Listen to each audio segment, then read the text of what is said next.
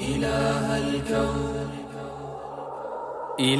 الكون قد زادت ذنوبي وفي العصيان قد تاهت دروبي فألهمني طريق الحق دربا. So now inshallah, when the blood is draining, you leave it for a while, preferably 4-5 minutes, and then you should check it, inshallah, maybe like this,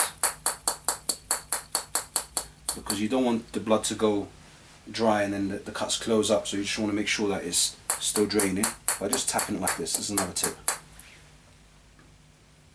Okay, and we show you inshallah how to take the cup off without spilling any blood around the back and around the floor and making a mess of everything, because this is what makes people not want to do hijaamah, is when things get messy and they make mistakes. But with tips inshallah you enjoy it, and inshallah your family will enjoy it, and you'll do it regularly inshallah, and it's very good for the body.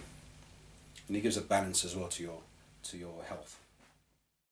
Okay, now, Bismillah, Alhamdulillah, we're going to demonstrate how to take the cup off. So get a piece of tissue, fold it like so. I remember Muhammad Zallah Khair, he showed me this technique, may Allah reward him. Just fold the tissue like so, and then place it underneath the cup, like that. Just place it underneath the cup. Once you tuck your fingers underneath like that, like you're going to pick it up, like you're going to pick up the cup, but you know. So once you've done that, you can actually have a thicker roll of tissue, but what I'm going to do is just face the cup upwards, and then start wiping the skin. I hope you can see this on the camera, but I'm wiping his skin at the same time. Okay. There you go. Bismillah. There, it's clean, nothing on the floor. Okay, alhamdulillah. So now what we do, we'll clean the cup before putting it back on. And then once the cup is clean, back in the same area. 1, 2, 3, and then release. Okay, is this recorded? Yes. Alhamdulillah, wassalatu wassalamu ala rasulillah. Many people claim to be hijamists because, you know, they've done what I've just done now, and they claim to be practitioners, experienced, and so on and so forth. But what they do is they make a big mistake by getting all mystical. Hijaamah is a straightforward practice. It's just, you know, like I've just showed you now. You don't need to be a scientist. You don't need to be, you know, a doctor to practice this.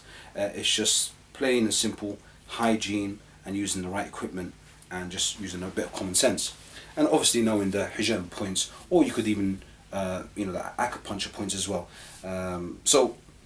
But what's happened is we find that a lot of people talk and try and get mystical and say that, you know, you have sihr, you have jinn possession, you have ayn, by just doing a Hijaamah cup on you.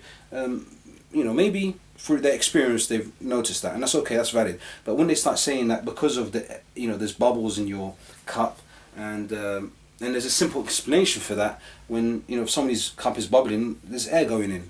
So if somebody's got, like, for instance, hair, and the hair is drawing in bubbles, obviously that's where it's coming from. If we leave this on long enough, the blood will get cold, and it'll become more solid than liquid.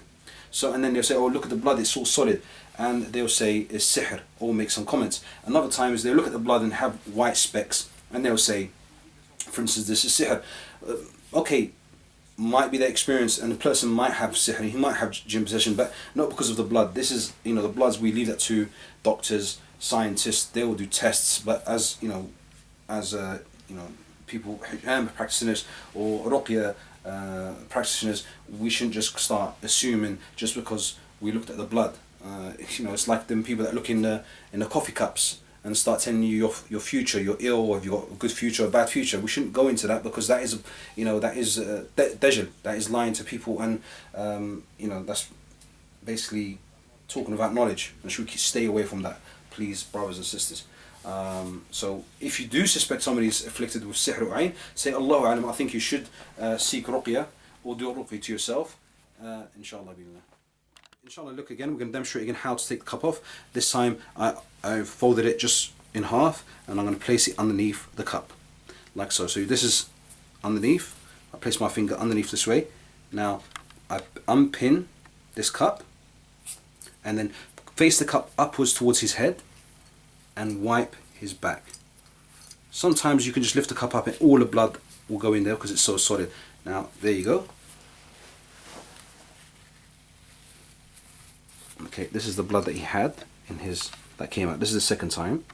Okay, it's clotted up now because of the cold air, obviously. Okay, not because he's suffering from sihr. And yes, the brother can be suffering from sihr or ayn, but it doesn't mean that the blood clotted up. And so now I throw this away, I wipe it, throw this tissue away. Now I'm going to do it last time. You can do it once, okay, or 3 times, or 5 times, or even 7 times if you feel he needs it. It depends how much blood is coming out. Okay, so now do it the last time, and then we just see how much blood is going to draw out. Okay, alhamdulillah, once you finish with the hijaamah, once you're finished with it, what you need to do is actually throw away this pump. Don't reuse this pump. Okay, because this pump will contain blood inside when you're restricting the trigger like so. Okay, sometimes it sucks back the blood into this area here. I'll give you an example. So you have a cup like so, and you can see the blood, and you can see the traces of blood here. If you can see this red mark here is a trace of blood, and sometimes it will pour back into here. Okay, and if it does, you're mixing, contaminating somebody else with somebody else's blood, where you can cause various illnesses and pass on viruses, which you don't want to do. That what you want to do is throw away this pump. Okay, it's not that expensive, so what you need to do, look. Okay, so if you know somebody you're going to see in hijaamah, that you're a hijaamah practitioner, make sure the pump that he uses is a new pump, preferably a new box. Okay, the cups should not be reused, nothing should be used. So you can see now there, this pump is not to be used again. I'm going to strip this all so you can see what really happens in the process, so we have no doubt. There you go, and you see traces of blood in the grease there of the pump, on the mechanism, and some drops of blood inside here where the springs are. Okay, and you can see in here there's blood there too. So you don't want to reuse this pump. You need to throw this pump away, throw the blades away, throw everything away, please. Barakallahu feekum. May Allah reward everyone and all the hijaamah practitioners, inshallah.